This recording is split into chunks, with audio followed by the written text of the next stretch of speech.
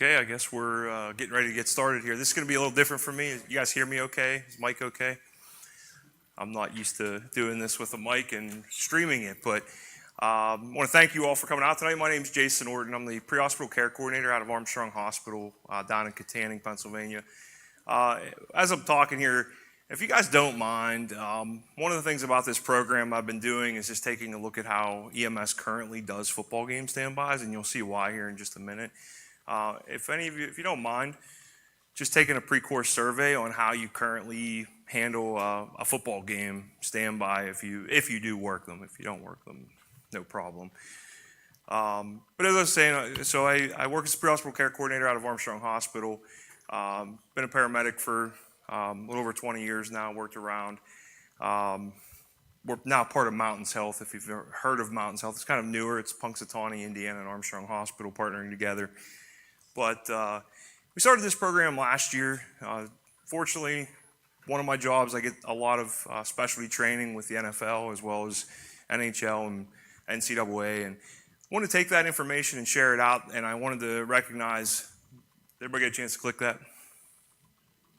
Okay, give you guys a second.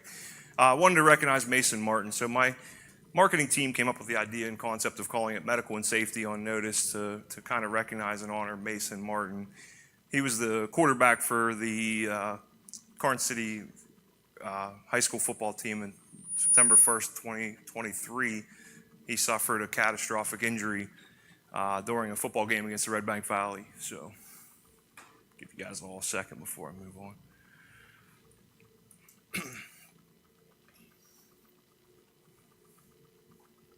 Okay, everybody get a chance now? We're good?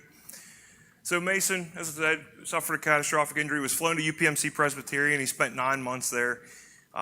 During that time, battled a bunch of complications. He had bleeding in his brain, multiple surgeries, he had a collapsed lung, ended up with some infections, was bounced back and forth between UPMC Presbyterian, UPMC Mercy.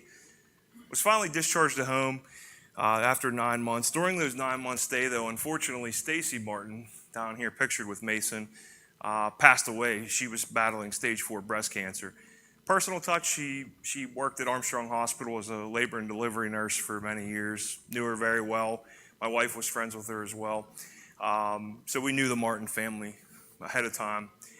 So after Mason was discharged, he was commuting to Cranberry from Karn City, which Cranberry, like closer to Pittsburgh Cranberry, not this Cranberry, to receive physical therapy. Had some complications there. Ended up coming to Armstrong Hospital for his therapy, and if you guys ever make it down there, my office sits in the therapy hallway. So I see Mason 3 times a week, and he's really just beating a lot of odds. He's courageous in his fight to recover. So I wanted to honor him. This class has nothing to do with the care he received or what happened that night. I don't even know what happened that night, but I just want to recognize Mason as well as his father.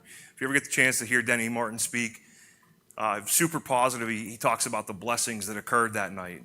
He doesn't focus on the negative of what happened to his son. It's really amazing stuff. So, but he is doing things that they said he would never do. He's starting to walk with some assistance. He's eating foods they said he couldn't eat.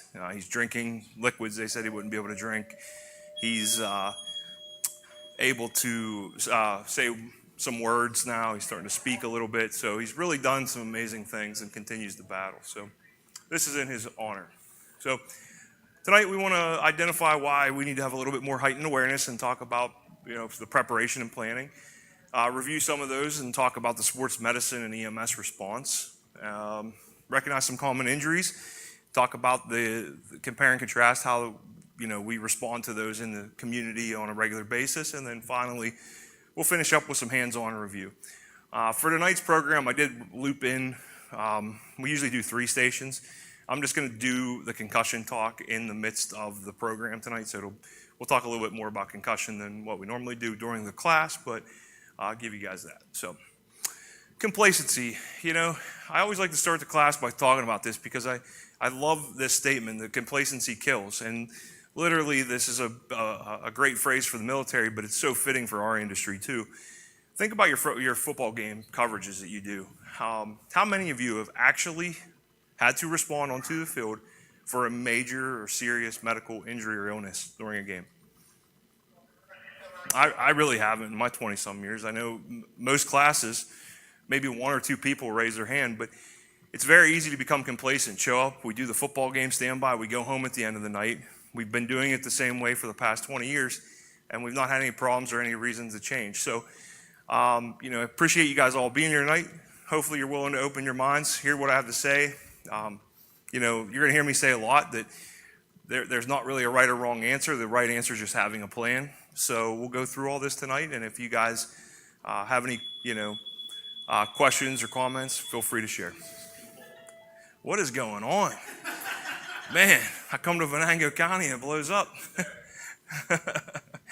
All right, so I had you guys start off by, pulling out your phones and doing that survey. So this survey has about 150 EMS providers that have done it so far. So the data's getting up there. But, we live in a world of policy and protocol for EMS. And yet, when it comes to doing things like a football game standby or any mass gathering event, it's we just throw it at the wall and see what sticks.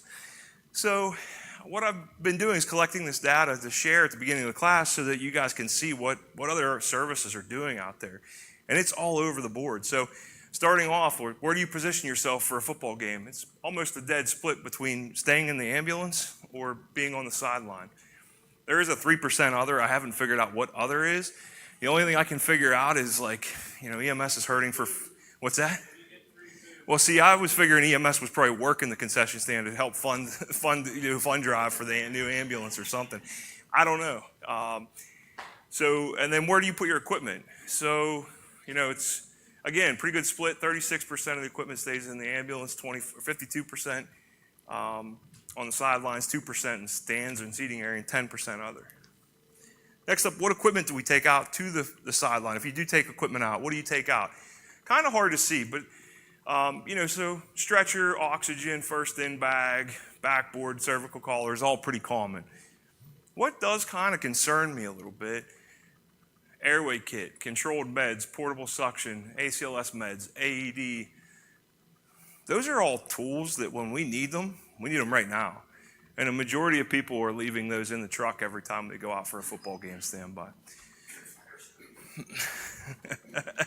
And fires, possibly. Hey, it's a gathering.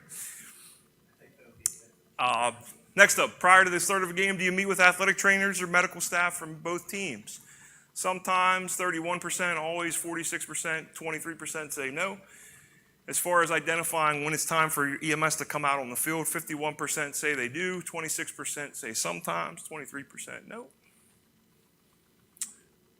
This one, I'd be surprised. I maybe should have worded this question a little bit better for, does your service have a plan? I should have actually maybe called it an emergency action plan or something. Something specific to how to respond to an in-game emergency that's not game related. So the cheerleader that falls from the pyramid, the grandfather having a stroke up in the stands during the game. What does that look like? I hope the answer is that the standby crew responds and at least initiates care. But what steps occur after that? Is somebody notifying the athletic trainer? Is somebody notifying the game official? Do you have a plan of what steps? Are you calling in a additional unit for transport? Are you transporting? All that information, just making sure you have a true thought out plan.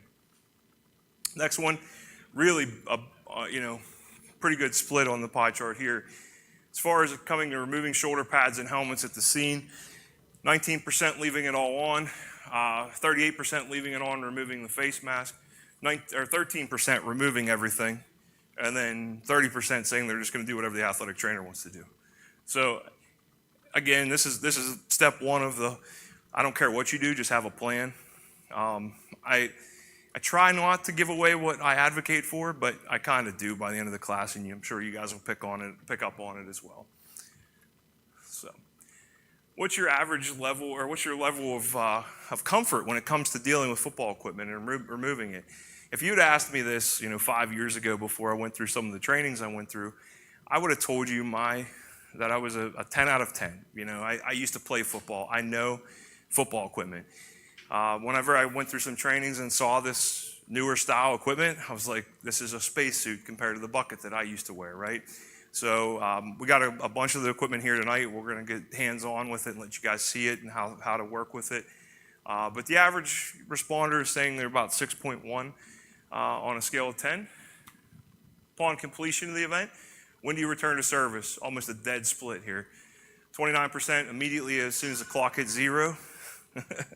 38% are waiting until the crowd clears. 33% are checking in with medical staff before heading out.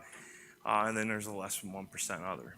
But as you see, this survey that we're collecting and looking at all these numbers have a very broad, scale of how everybody does it.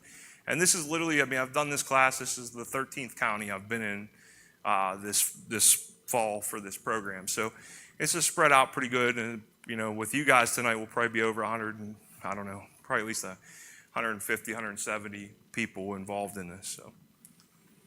So why is it important? You got social media out there. So Facebook, Twitter, X, Instagram, High School Sports Network is kind of local to southwestern Pennsylvania. High Top Sports Network is something that's kind of local in the footprint of our hospital system. But, I don't know if you guys have anything like that up here, any local social medias or any medias that do coverages of football games. But the other thing that you have is everybody here tonight was able to pull their phone up and take a picture of my QR codes. So there's camera phones everywhere. I found that out April 30th of last year whenever the kid fell off the wall at PNC Park. I'm not a big war storyteller, but I like to share this because, in addition to Mason and wanting to recognize him and, honor him a little bit, this was a huge moment in my life and my career that kind of opened my eyes to things. It was a typical night. I worked the game. I went home. I went to bed. Didn't think anything of it. Woke up the next morning to my phone just blowing up. Okay. Everybody was texting me about seeing me on the videos and asking about the patient.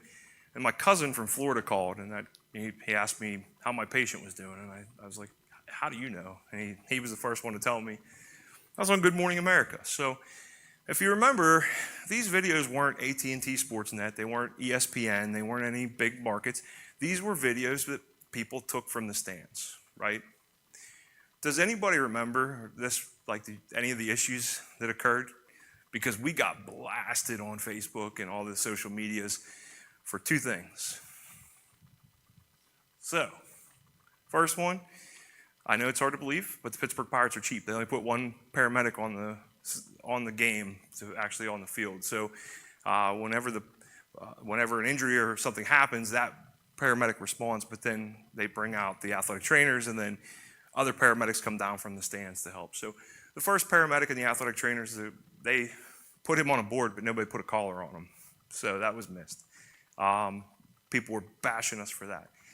The second thing is 2 out of 3, and I was not one of them. I was the one that put my gloves on, but 2 out of the 3 of the medics did not put gloves on, and the kid had major facial trauma and a lot of bleeding. So that was obviously a concern as well.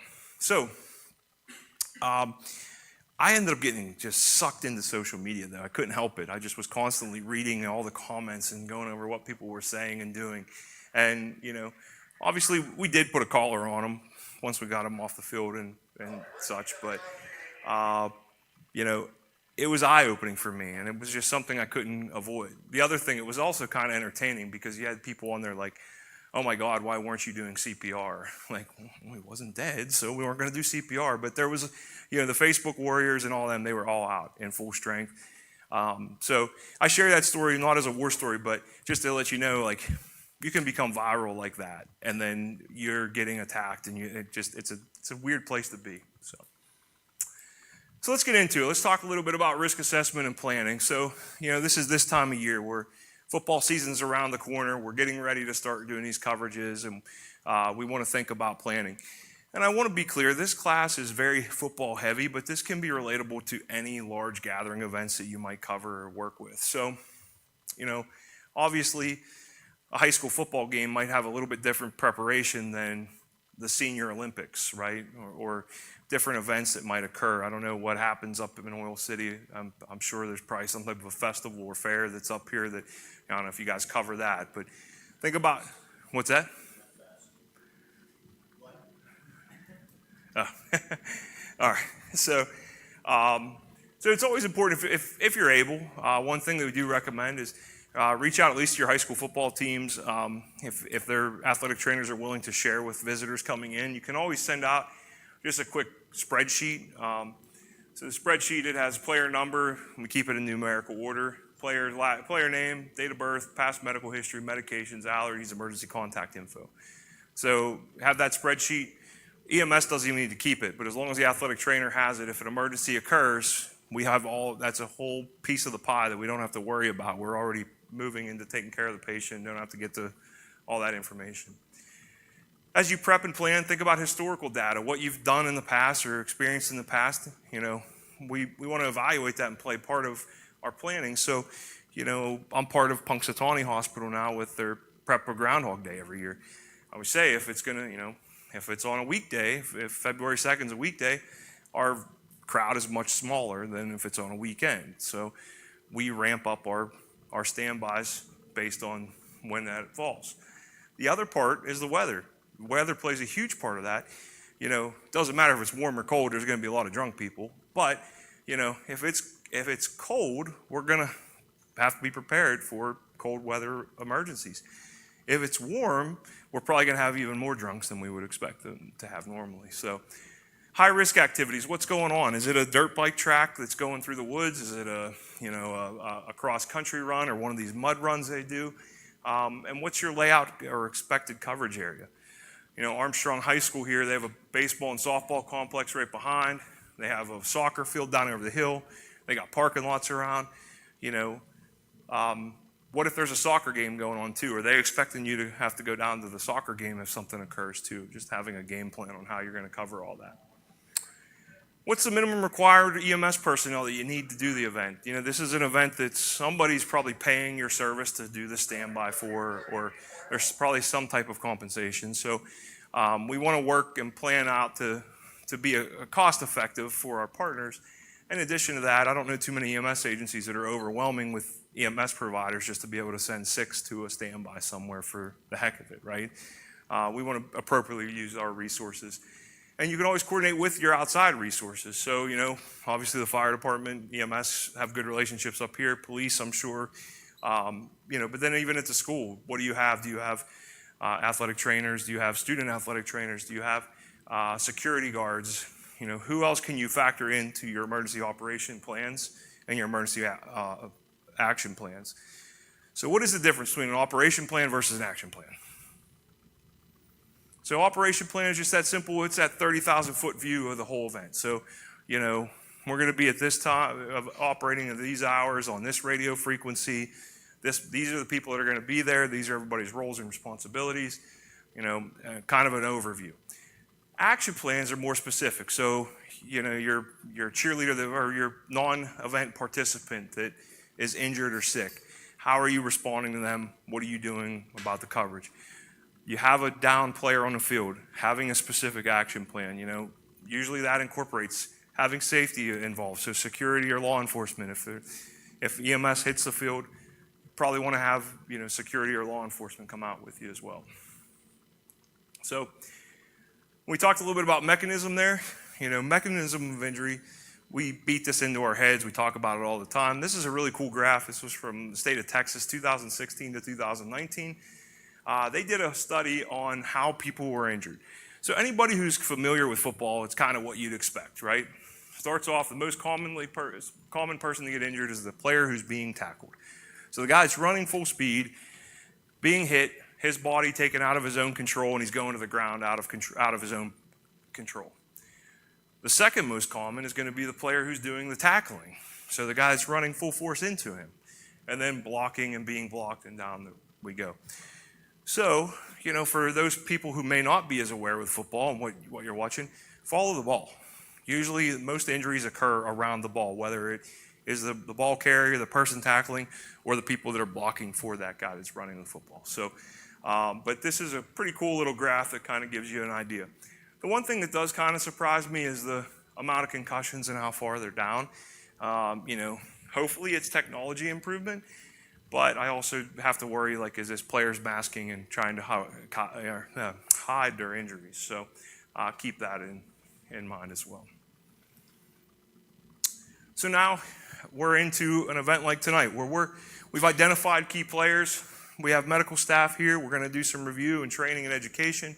You want to, always consider your law enforcement and all the other departments that can help you. I don't think, as far as rescue, it's always important for, rescue to at least know how to access your stadiums and also get out of them if they need to. Just in the fact that, unfortunately, the days and times we live in, people like to do bad things to big crowds. So you may need their resources coming in. So I'm not saying they need to be at every event like this, but at least once a year, having a night where they take a look at the football stadium and make sure they know how to get around and where to go. Trainings and emergency drills, so review your operations plans, your action plans if you have them. Equipment review, we're going to go over a bunch of that here in just a minute. And then specialty training as need be. So, when I came in here, I noticed there's like a whole bunch of high schools listed. So, how many football games do you guys cover on a given Friday night? I guess between, I see Community Ambulance and I see Oil City Fire. Is there 2? Okay. So, where was I going with that? Oh, your athletic trainers. So do the schools have athletic trainers, each of them? And you guys have good relationships? So good. It's always interesting to me, a lot of athletic trainers carry their own equipment, and some of them might want to use that. So if they do have that, if it's game day, I try to talk them out of it and advocate for using our equipment. And usually as soon as you tell an athletic trainer, hey, listen, if we use your equipment, I can't promise you're going to get it back. They're usually like, ooh, okay, yeah, we'll use your stuff. But if they do have something specialty that they want to use, make sure you train and practice with it. So equipment review, we're going to go over a couple different things here. I do have a bunch of the tools. We'll start there. So how many of you carry a pair of Raptor shears or something? I shouldn't. I have the knockoff Amazon version. I don't have the actual Raptors, but we'll play with these tonight and show you a couple of different tricks of the trade that these will pay off to help you with. So we have a pair of the Trainer's Angels. Has anybody ever seen these before? For cutting face mask off. Okay. I got one of the Rydell helmet tools here. So not really necessary for EMS, but we'll show you that. Any cutting tools you might use, these are just a pair of flush cut snips. They'll work on cutting off brackets for face mask if need be. And then last and not least, a screwdriver. So we'll talk a little bit about that as we go through. I'll start with this Rydell Speed helmet. So this helmet, very common in youth football as well as junior high. But it is out there for varsity as well. So this helmet has a couple speed clips. So Rydell owns the speed clip technology. I'm getting too close to something. The speed clip technology, they have I'll pass this around. You'll be able to see them a lot better. Please don't do it now. I will let you guys take the pins out later so you can actually see it and we can put them back together. They're a little bit of a pain to put back in. If you got a pen, which most EMTs have, paramedics usually don't have, if you push down on that pin, and then it just pops right out, okay? So some of the helmets have multiple push pins. So this one, the Speed, has 2 push pins on the bottom, has 2 screws on the top. Something to keep in mind when you're dealing with screws, most of the time a screw will go into a T-nut, okay? And that T-nut is secured by just a little ledge underneath here. I'll pass this around so you guys can see it. Screwing or unscrewing a screw of a helmet face mask, sometimes that T-nut can just drop out of that little groove, and when that happens, that's just going to spin in there. You're not going to be able to get the screw out. So that's why a lot of people prefer just to cut the bracket versus trying to unscrew the helmet and face mask. So pass that around. You guys see that?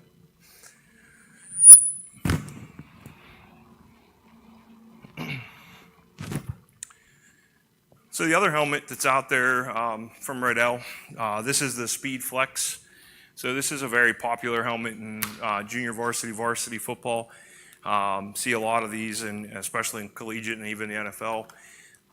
So this helmet it can come with 4 screws in it. If it does have the 4 screws, the 4 screws actually have like a rubber gasket that goes around to hold that T-nut in place. I would feel very comfortable. You could just unscrew those, or if you have a drill, pop those screws out if need be. But most of the Riddell SpeedFlex have these push pins. Same thing. If you have something to push down on them, even I said about the Raptor shears, your center punch, if you just push down on that knob, it comes right open, okay?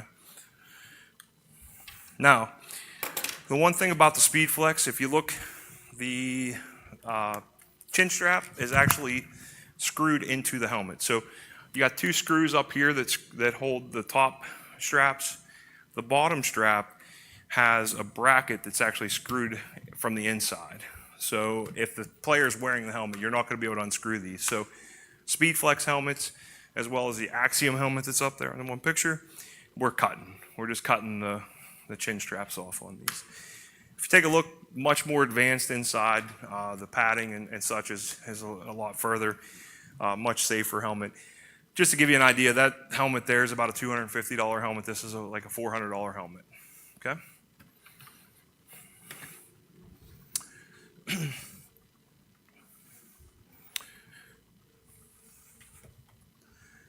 So the tool, the Riddell tool they have it's wonderful for, you can use it. It has push pins to push those pins, to deploy those pins and get those out. But where it's more important to have it to put the helmet back together. So that's not something I think EMS really needs, but if you do have one, they're nice to have around. Trainer's Angels are nice, or if you've ever seen, they call them a face mask extractor. Just another little cutting tool. And when we talk about cutting, we don't cut the metal face mask. We're cutting that plastic bracket that holds the face mask on and in place. So just a couple other helmets I want to talk about. First one's going to be this Schutt. Okay, this is a real popular helmet as well. Some of the Schutts, they'll have a screw on either side. So they just have a single screw on either side. This one doesn't have this bracket that's on this picture. This is a little bit older of a helmet. A lot of the newer ones, though, they have this bracket in the front.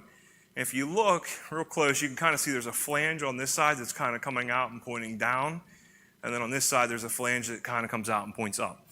So when you take those 2 screws out, or you cut those 2 brackets holding the screws, you lift the face mask, quarter turn, pops right off, okay?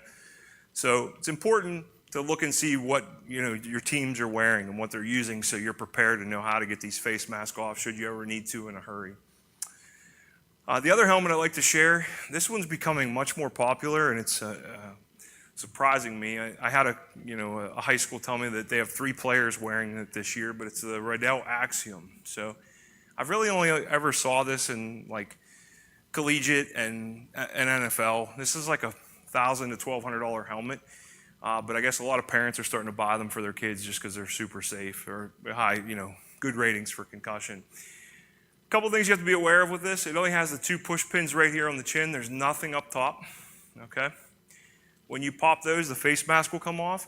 Traditionally, when a player's wearing a visor, the visor will attach to the face mask. It doesn't, so if you take that face mask off, the visor's coming with it. This helmet, the face mask actually attaches to the helmet, okay? So if you do run across one of these, most of the players, because there isn't that full, a lot of times there's not that full metal up top and there's nothing to bracket it, a lot of them wear the visors with this helmet. So if they have this visor, there's a push pin right here, that little black circle.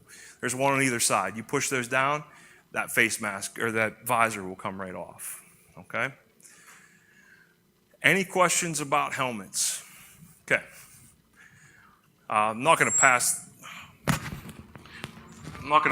these around, but I'll just show you guys. This has become real popular in youth football. I call it the Damar Hamlin pad. Okay, ever since that commotio cordis, they've been putting a lot of these on the shoulder pads. They're just a Velcro strap. So, but it's going to be on the player. It's going to be kind of tight.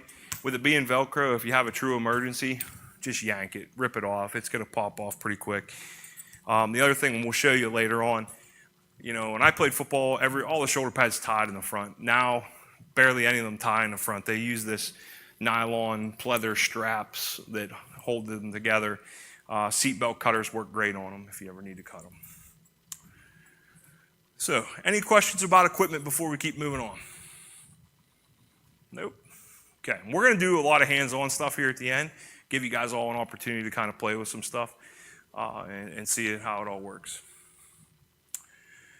So now we're into game day. It's time to go to work. So pre-event, we want to make sure we do some type of briefing, make sure everybody understands their roles, make sure that everybody has their responsibilities.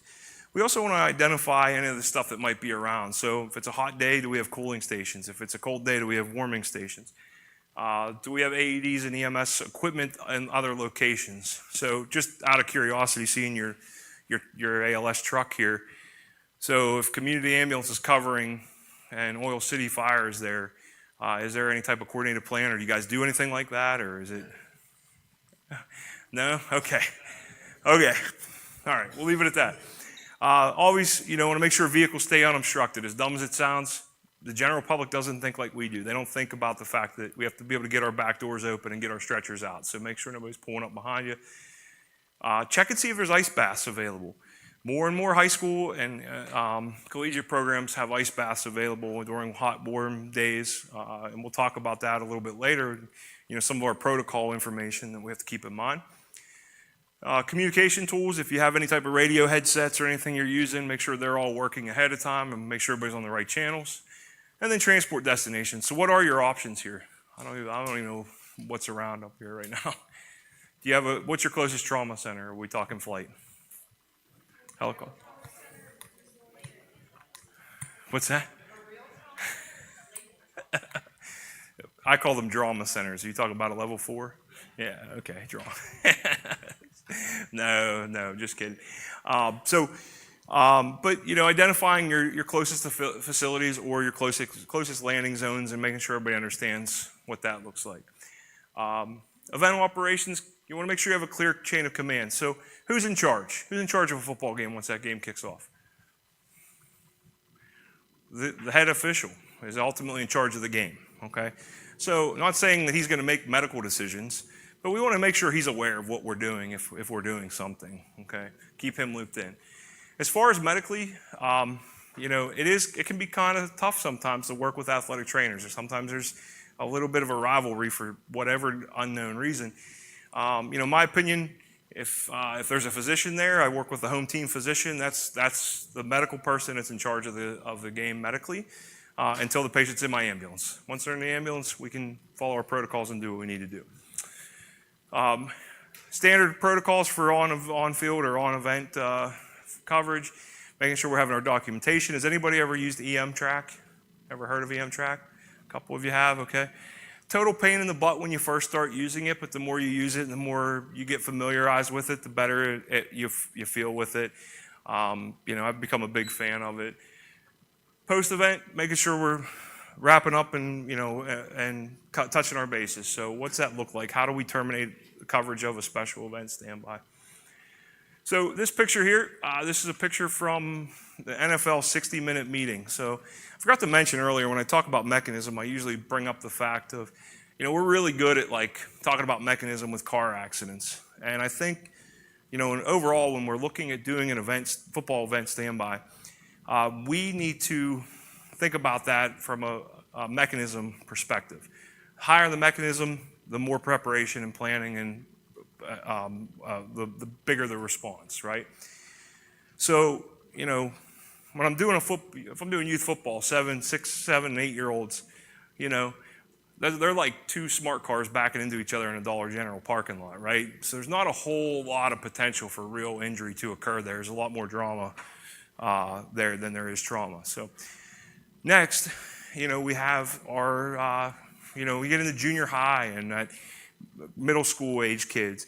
You have two cars hitting each other, maybe on a 25-mile-an-hour road. You have a little more potential, maybe a little bit more response and preparation.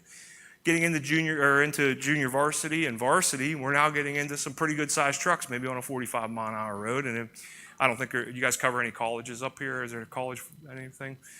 But if you get into college, you're starting to talk about two trucks hitting each other out on Interstate 80, and then if you do go to NFL, it's like two semis hitting going 80 miles an hour. So, we should be ramping up and prepping our plans to kind of coordinate with that. So the NFL, as I said, they have semi-trucks hitting each other out there going 80 miles an hour. So they have 3 pregame meetings. Do I think we need that for a high school football game? Probably not. But they do a 180-minute, a 90-minute, and a 60-minute meeting. In those meetings, they discuss a whole bunch of things. Basically the 180 minutes, the team physicians for each sideline work with the EMS crew that's on each sideline to do a checklist to make sure they have all their equipment, everything's working right. The 90-minute meeting is all patient handling tools, making sure we understand everybody has what we need, where we're taking patients out at, putting all that together. And then the 60-minute meeting is run by the NFL referee with all medical staff. And he talks about hand signals. They talk about weather a little bit and different things. So they have 3 meetings leading up. Do you need to do that every high school football game? Probably not, but I'll give you some ideas for some things later. So now we have the player who's injured. So, it's a lot of similarities to what we do already as going to a call as an EMT or a paramedic on any given day, any shift. Sorry guys, just pulling these out for later. I forgot to do that. So, want that one. So, obviously mechanism, hopefully we saw what occurred, prepared for that. What's the position of our injured player? That's going to be a huge factor in what we do and how we manage the patient. Your overall general impression, what do they look like? Are they alert? Are they awake to verbal or painful, or are they unresponsive? And then quickly, our goal with this is we're trying to compute information as quick as we can. We're not saying we're moving quick, but we're trying to make decisions quick so we can figure out what our steps are going to be. So real quickly, while checking a pulse, we're feeling this feel, what's the rate, the strength, and the regularity of the pulse. Just going to ask, what is your name? How is your breathing? Where do you hurt? Can you wiggle your toes? Okay. That information is going to give you a lot of information to process your next steps. Okay. So again, not necessarily moving quick, trying to make decisions and get information as quick as we can to figure out what our next steps look like. So conditions that can happen, these are kind of some of the more common things that happen with football, right? I'm not going to read through them all, but we're going to go through these. We're not going to sit here and go over each one's in depth other than the head injury. We're going to do some concussion, as I said. That's just to cover one of our normal breakout stations. But we're going to go through these. We're going to talk a little bit about how you would respond to those as a EMT or paramedic on your shift every day. We're going to talk about some special circumstances and talk about things we need to do. So let's start with head and C-spine. I'm getting up here a little north. Is there any Browns fans in here, by the way?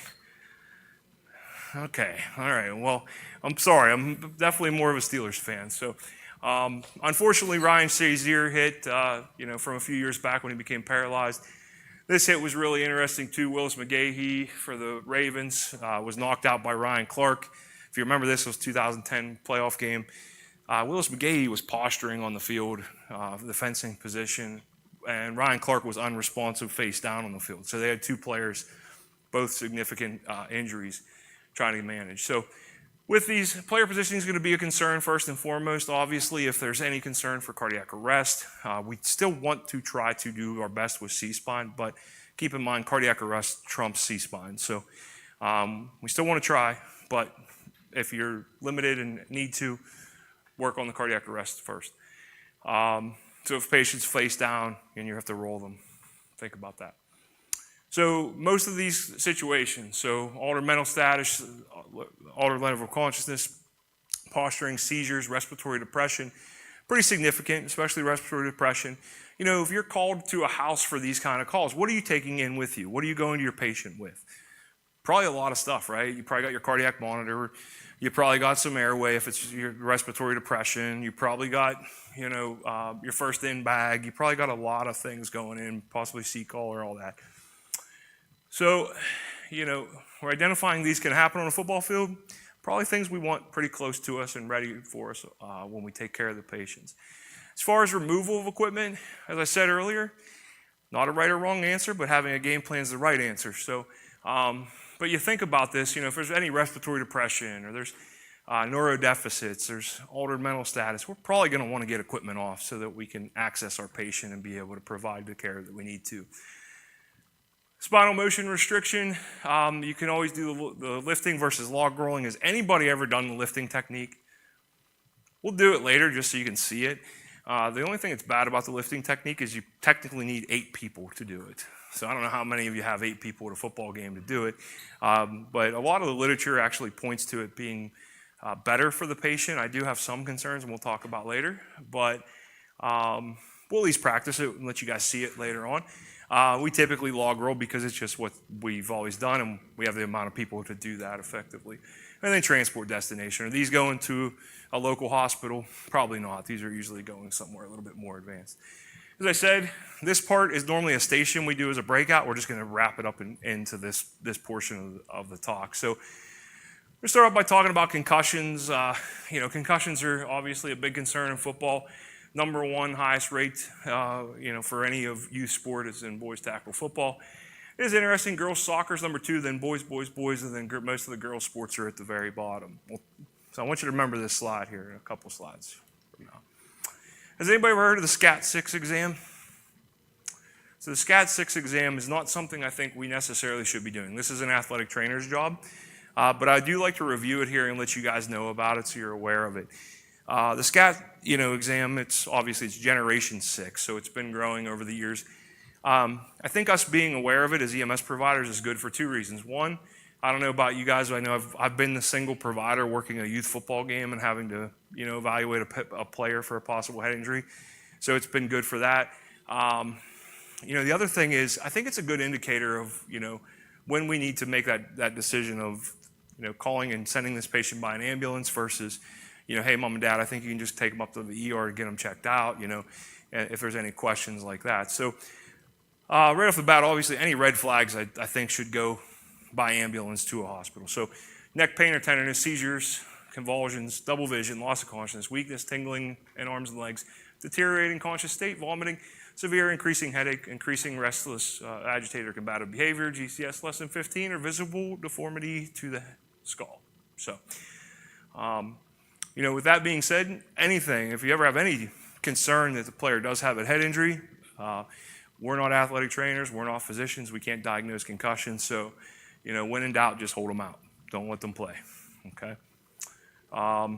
Observable signs, so, was the player lying face down or motionless on the playing surface?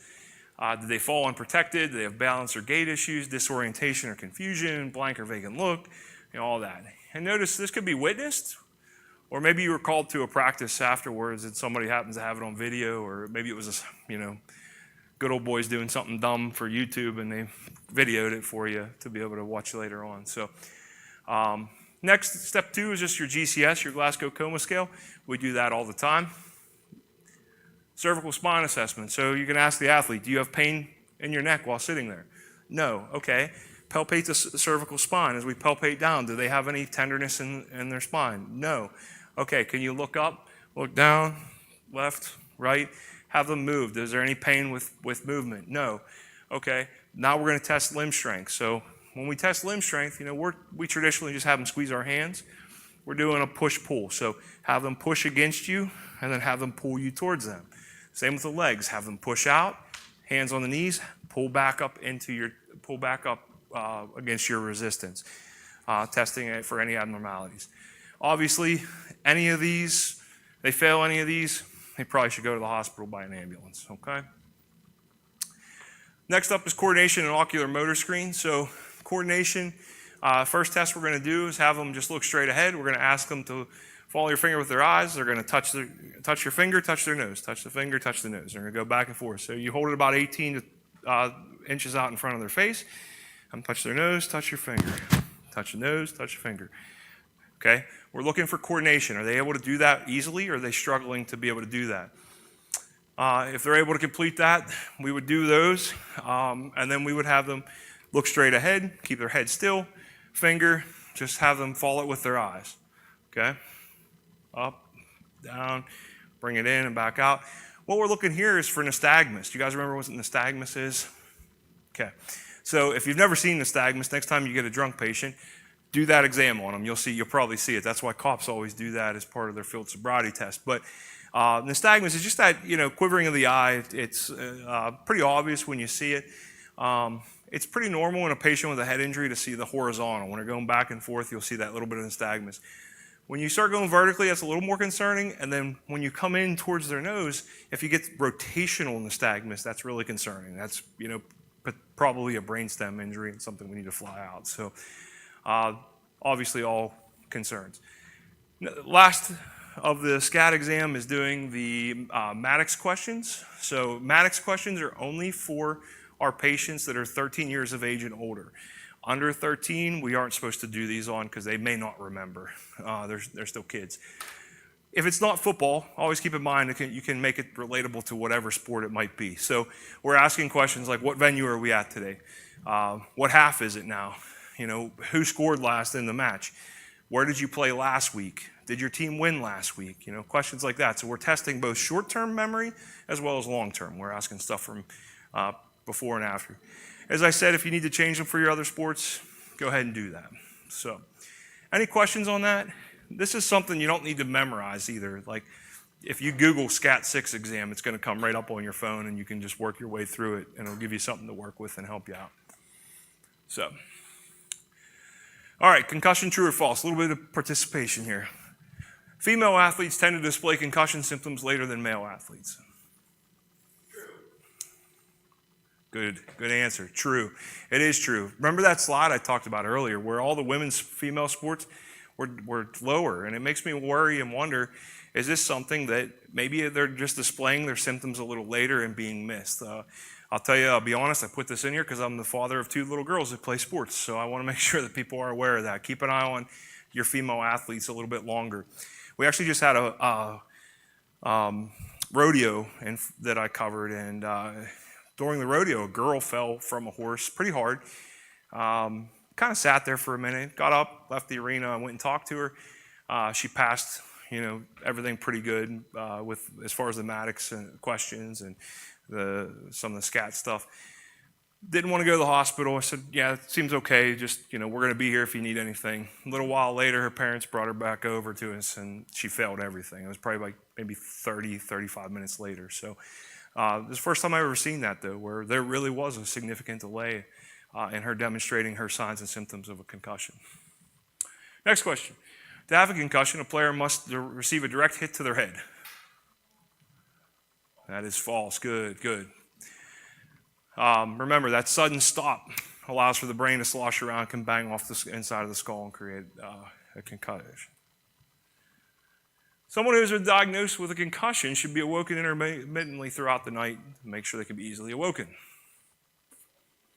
That is false. My mom used to tell me that all the time. Whenever I'd get my bell rung, she'd check me and wake me up all the time, make sure. But all good. So it prohibits their recovery. So remember, after a concussion, hydration, rest, as well as returning to normal activities are our goals and trying to get these players back. So it is pretty normal, though, for a player that after they do have a concussion, usually the first 48 hours they may have some difficulty with their sleep, so they may be waking themselves up throughout the night. But good.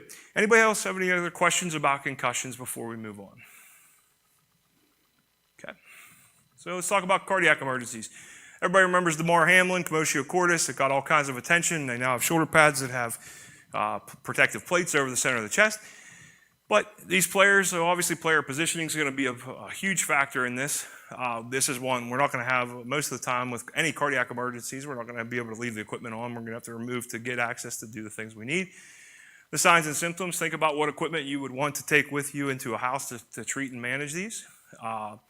These are players, or youth athletes, are people that do well with early Lucas device being deployed. And then we want to transport to ECMO-capable centers. So, I know Hammett, I don't know how close we are, but Hammett, and obviously these are probably helicopter rides for your patients, but Hammett, Children's, Presby, and Allegheny General are the ones I know of. I'm not sure if there's anything across the Ohio line. So the other thing I want to talk about with cardiac emergencies, though, is hypertrophic cardiomyopathy. So if you guys remember Hank Gathers, Loyola Marymount, been a few years, early 90s. Was at the free throw line during a game, collapsed, cardiac arrest. He was the first real known case of hypertrophic cardiomyopathy. So it's typically caused by genetics. One parent only need one to pass it along. More common in males. Women, again, typically present later. And then highest rates are in African American males. So hypertrophic cardiomyopathy, all it is a thickening of this ventricular septum. So that thickening of the septum creates a smaller left ventricle. So we decrease the size of our pump, and we're decreasing cardiac output on athletes who have high cardiac demand. So if the player has this, they do treat it. Last year, there was a kid at one of the local high schools who had it, and every game he was in, we watched him pretty close, but we did okay. Truncal trauma. So Chris Sims, back early 2000s, hard hit against the Carolina Panthers, went down, hopped back up, continued to play. As the game progressed, he started feeling like crap. He started looking like crap. They sent him to the hospital. He ruptured his spleen during the game. So, these can be kind of tough. They might have a little bit of a delayed presentation. So we want to keep that in mind. Many causes, many presentations. You go through the signs and symptoms, a lot of differential diagnoses for these. So again, important to be watching what happened in the game and kind of have an idea if a player took a hard shot.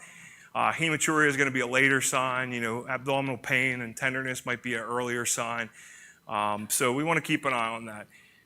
Again, these are players, if they have truncal trauma, we're going to have to remove equipment to be able to get access to do the things we need to do as EMS providers, fully treat and assess these patients. So keep in mind your needle thoracotomy sites. They're really getting away from doing mid-axillary. They're talking more anterior axillary, fourth or fifth intercostal space, or mid-clavicular second space. So heat illnesses. So big thing with heat illness, again, if you look at all these signs and symptoms and presentation of a heat-related illness, there are a ton of differential diagnosis. The thing I want you to keep in mind is it's somewhat predictable, right? There's two things that really play into it. One being weather. So heat and humidity obviously increase the potential for a heat illness. The other thing is body mass. Body mass plays a factor into this a lot of the times as well. So, and I'm not talking about like the big old offensive linemen because, they're bigger and heavier and everything else, but just mass in general. So sometimes your linebackers who are just jacked and muscular and they have more mass. They're not necessarily have overweight or fat, but they're just bigger people. They are typically more susceptible to suffering from a heat illness than your skinny little wide receiver or cornerback or something, of that nature. So keep that in mind. With this, keys to it: removal of equipment. Try to actively cool them as quick as we can. If you have bath or ice baths available, we prefer to have a rectal temp on these to monitor and continue to monitor these patients, especially if they're over 104 degrees. We want to get them an ice bath as quick as we can. A lot of times, a lot of the schools now are getting them. I mean, you can go to, Tractor Supply and buy a trough, and they can just throw water and ice in it and cool them pretty quick, pretty easy. For you guys, you guys carry body bags at all in your trucks? So body bags, you can make a quick ice bath. So if you do have a player you're concerned about, roll up the edges, put some ice, some water in, or put your player in, then put ice and water over top of them. You can actually secure all that and transport the patient with all that. Cold, wet towel across their chest as well. If you don't have that, ice packs, neck, groin, or neck, armpits, groin. We want to cool them down. Our goal is to get them to 102 degrees though. Why 102 and not 98.6? So if we put them in that ice bath and they're cooling, once they hit that 102 and we pull them out, they're going to continue to drop. They're still cold, they're still wet, okay? So if we leave them in that ice bath till 98.6 and pull them out, we're going to end up taking them from being hyperthermic to being hypothermic, okay? So this is a wet bulb globe temperature. So, you can buy a really fancy thermometer that'll give you this information. They're about $400. You can Google this for free. So, it gives you an idea. So, it's cooled down now, but it's now, we'll say earlier it was like 82, and if it was 60% humidity, it's like 83.2. So we're in the yellow. So it's a little bit, earlier today it might have been a little bit more of a concern than now. A lot of football programs have started using this kind of information, and they might practice later in the evening or something if they are outside the normal ranges or in the dangerous levels. Heat emergencies, we do have our protocols with. So, a couple things. So we start for ALS, if it's just heat cramps, we want to encourage oral hydration, having them trying to drink, cool them down, get equipment and clothing off them as need be. Heat exhaustion, a little bit more, we starting IV fluids, and then heat stroke would be obviously the worst, and that's when we're really going to try to actively cool them, getting them in ice baths and such. So 104 degrees is usually that point. For BLS providers, we do want to call for ALS. We want to administer oxygen as need be, supportive care. You can ice packs around, like I said, the neck, armpits, and the groin, get them actively cooling. I'm hoping we're starting to get away from the hot part of the year where these heat emergencies may not be quite necessary anymore. Seizures. So seizures, keep in mind they're typically caused by secondary etiology. So players that collide, like going back to the Willis McGahee and his posturing, hard hit, they collide, they have a seizure. Has anybody, as dumb as it sounds, a lot of times, a lot of EMS providers, we go years before we see somebody actually pass out. Have you seen somebody pass out? What happens? They typically tend to tense and posture a little bit. Almost looks like a seizure. It made me realize why so many of my cardiac arrests over the years as a medic came in as a possible seizure, and I get there and it's cardiac arrest. Somebody who loses consciousness, loses blood to the brain doesn't like that, so they'll tense up, and it's just usually 2 or 3 seconds, so it's not necessarily a seizure, but I always like to think of it that way. Consider any calls, or if there is a seizure-like activity on the field, consider it cardiac arrest till proven otherwise. That's going to get you there, get your equipment, everything you need to manage that. Prevent harm, manage airway. If a player is having a seizure, a lot of times they're going to be in protective equipment that's going to help them as well. Obviously, we don't want them repetitively beating their head off the ground, even if they're wearing a helmet. If we can support that. Follow your protocols, anti-epileptic medications, Versed, Valium, whatever you guys carry. You want to have that readily available. Next up, musculoskeletal injuries. So, Nick Chubb against the Steelers a couple years ago, and his leg went the opposite direction than it's supposed to. But keep in mind what splints you have. What do you guys use? What do you have up here? Do you have a little bit of everything? Do you have one or the other SAM splints, vacuum splints, air splints, whatever? Make sure they're all properly working before football season, especially air and vacuum splints. They tend to get little holes in them and have some issues with them. So check that all out. Padded boards, as I said, SAM splints work great on certain things. And I still believe, mid-shaft femur fracture, if a good applied traction splint is probably the best analgesic for that. So make sure you're prepared to use that as well if need be. Speaking of analgesics, having those readily available if need be for your patients, especially with some of the gross stuff. And always keep in mind some of the gross stuff. So when you get there and you got a leg pointing the wrong direction or something that's grossly displaced, keep in mind the player could have other injuries. Okay, sometimes that real gruesome stuff kind of distracts them away to that one injury versus some other things that could be going on. So don't let yourself as an EMS provider get tunnel vision by that one painful, distracting injury. When it comes to transport destination, I don't see any reason why a lot of your local ERs can't manage or at least handle isolated extremity fractures. So single ankle or arm. Now, obviously, if it's something you think is a complex femur or complex humerus, you may want to consider getting them somewhere it's a little bit higher level of care. So any questions on all that?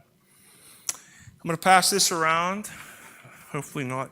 I'm going to actually turn that off for a sec.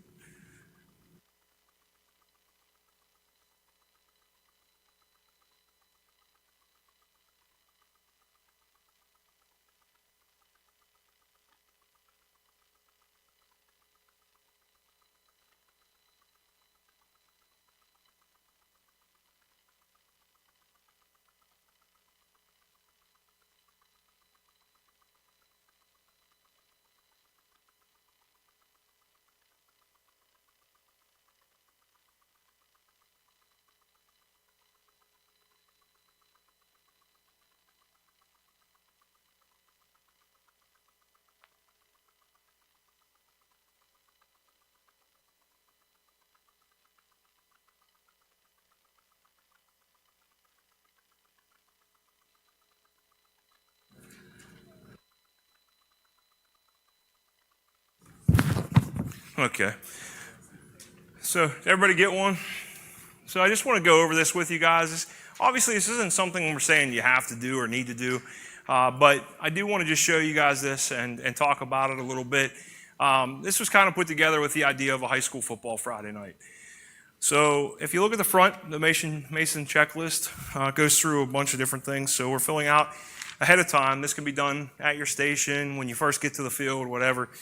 Going through, putting in information, including your certification level, phone number, going through the checklist. If you look at that checklist, that's kind of what we've come up with as a recommendation to have readily available for a high school football game, okay? Quick checklist of that, any other notes or information, closest hospital, capabilities, all that. So you complete this ahead of time, all right? At what we did last year at our footprint schools, we started a medical timeout. 20 minutes before kickoff, we had a designated meeting area for medical staff to meet with also a game official and a security personnel, and usually the athletic director would come as well. So this would be filled out, we'd hand this around, everybody would sign into the meeting, and then we have the quick agenda. So this meeting took about 3 minutes, is usually all it took. We covered a lot of information and got everybody on the same page before we kicked off that game. So first and foremost, we talked about hand signals. So, identifying a specific hand signal that says EMS come. What we recommend is just an X above the head, all right? It's very deliberate, very obvious, very clear that you want us. The one other thing we did in that meeting is we made sure the referee knew that the referee could call for us, okay? If the referee felt that there was a bad injury or something bad that happened, they could do the all call and get our EMS crew coming out before waiting for an athletic trainer. And we'd always tell them, we would simply rather be called out and not needed versus delay and waiting for the athletic trainer. If it's a BLS crew at this point, if there's an all call, we do recommend getting ALS on the way to assist. Make sure law enforcement or security comes out to the field if an all call is made. Talk about participants with special circumstances. Do you have a player returning from a concussion for the first game? Do you have a player with hypertrophic cardiomyopathy, a bad asthmatic, whatever it might be? Make sure we identify those players ahead of the game so we're prepared and know what we're dealing with. Patient handling. Make sure we have the appropriate tools based on the equipment that the players are wearing to be able to remove everything should we need to in an emergency situation. Also talk about log rolling versus lifting. Are we going to remove equipment? Are we going to leave it on? I think you guys probably caught on. A lot of the times, as we went through those different types of scenarios and calls, for us to do our job, we need to get rid of the equipment, okay? So I do advocate for removal of equipment. The other thing about equipment that they've come to realize, a lot of you have probably been doing this for a few years, we used to teach that. It used to be part of the EMS or EMT curriculum is removing football equipment. That kind of went away, and they started this whole, I'll just take the face mask off and transport the patient. The problem they found out is when these patients arrive at the hospital, nobody knows how to take the equipment off, okay? So it's become kind of a concern. So even Dave McWilliams, if you guys know who he is, he's from Children's Hospital. He was in this class a few weeks ago, and he said that he did scenarios in Children's ER, and people were unsure on how to get that equipment off. I've done it in my own 3 hospitals that I work with, and our staff doesn't know how to remove equipment. So as a safety concern, I've kind of went to the point of let's just get it off at the field where we have athletic trainers, we have football coaches, we have parents, we have other players, we have people who are aware how this equipment works, even if we don't, to get it off safely, okay? Talk about our non-event participant EMS response plan. And this is simply what's going to happen if you have to. So we're going to go render care till the other unit gets here. If we need to, we're going to transport that other unit will backfill us. But we take a step further. We let security know if we go on a call, we're going to have you go tell the home athletic trainer that we're on a call and not available for the football game.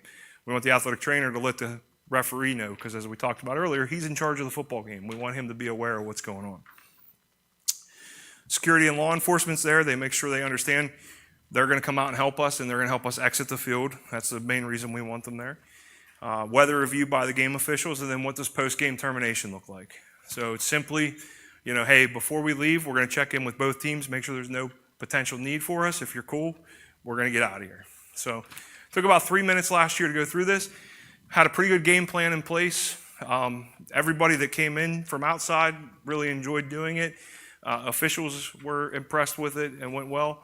So again, it's not something we're saying you got to do, but going back to where we started with complacency and how easy we could fall into that groove, and talking about, how it's kind of the wild, wild west and how everybody's doing it. This is just our idea of how we might be able to standardize how we do a football game standby moving forward. So anybody have any questions, comments, concerns, anything about this or anything? Yes, sir. Yes, sir. What are PIAA requirements for An athletic trainer, and access to a 911 system. I recently just found that out. I for years I thought it was required that you had to have an ALS ambulance for varsity football games. I thought that was the gospel. And then when we did this, when we were putting this all together, the WPIAL officials that were part of our planning, they brought the rule, and they have to have at least an athletic trainer or a physician, and then access to the 911 system. So they have to be able to call 911. So there's actually, and I found out doing that, there's actually schools who don't have like cell service where their football field is, and they actually have to buy like a county radio to be able to radio in. So, but that's it. I thought the same thing. It would be entertaining.